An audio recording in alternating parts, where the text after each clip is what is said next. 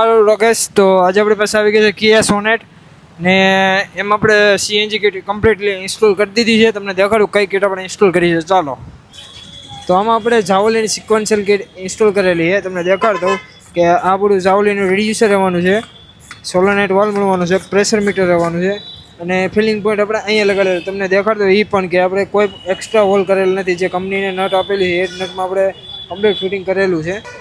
આપણે injector રેલની quality પણ તમને દેખાડ દઉં. કમ્પ્લીટ આપણે જે હોલ આપેલો છે એ જ હોલમાં આપણે ફિટિંગ કરેલું, કોઈ પણ એક્સ્ટ્રા હોલ કરેલા નથી. આપણું મેપ સેન્સર અહીંયા રહેવાનું છે.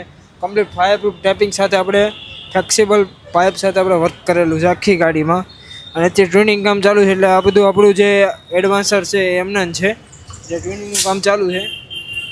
આપણે પેટ્રોલ જેવું પિકઅપ આપવા માટે આપણે બે એડવાન્સર લગાડેલા છે હાઈ બૂસ્ટના. જે સીએનજીમાં પેટ્રોલ જેવું પિકઅપ આપશે. અને બૂટ સ્પેસની વાત કરતો કિયા સોનેટમાં કેટલી વાપરવા મળે બૂટ સ્પેસ. અને આપણે આ ગાડી રહેવાની છે મેન્યુઅલ ટ્રાન્સમિશનમાં, એ પણ દેખાડતું. આ ગાડી આપણે મેન્યુઅલ ટ્રાન્સમિશનમાં રહેવાની છે. અને બૂટ સ્પેસની વાત કરતો કિયા સોનેટમાં તો બૂટ સ્પેસ કેટલી વાપરવા મળે, ઓલમોસ્ટ 50% જેટલી આપણે બૂટ સ્પેસ વાપરવા મળે છે. આપણે 10 કિલોનો ટેન્ક આમાં ઇન્સ્ટોલ કરી દીધો છે. તો આપણે સ્પેર વ્હીલ કંપની પોઝિશનમાં રાખેલું છે, તમે જોઈ શકો છો. કોઈ પણ આપણે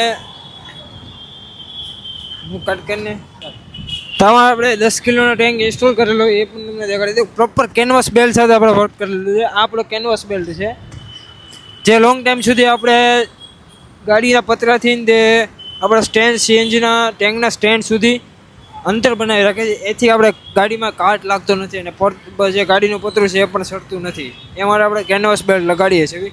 તો તમારી પાસે પણ કિયાની કોઈ પણ ગાડી હોય અને સીએનજી કરવાનું વિચારતો તો આજે જ મુલાકાત લો મારું રોકેશની. અને આ વિડીયો પસંદ આવે તો લાઇક શેર સબસ્ક્રાઈબ જરૂરથી કરો.